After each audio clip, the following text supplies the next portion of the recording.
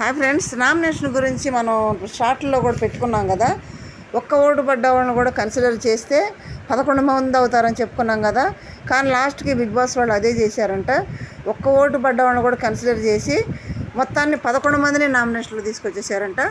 అసలు ఉన్న వాళ్ళేమో భరణి గారు, హరీష్, ఫ్లోరా, మనీష్, ప్రియశెట్టి, డిమాన్ పవన్, వీళ్ళకి ఎక్కువ ఓట్లు పడ్డాయి. అసలు ఎక్కువ పడింది భరణి గారికి. వీళ్ళు 6 ఉంటే సంజన గారేమో సుమన్ శెట్టి గారిని నామినేట్ చేసింది.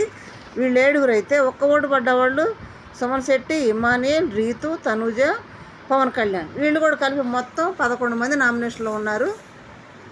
సంజన కెప్టెన్ కాబట్టి నామినేషన్ లేదు. నెక్స్ట్ రాము, శ్రీజాని ఎవరు నామినేట్ చేయలేదు.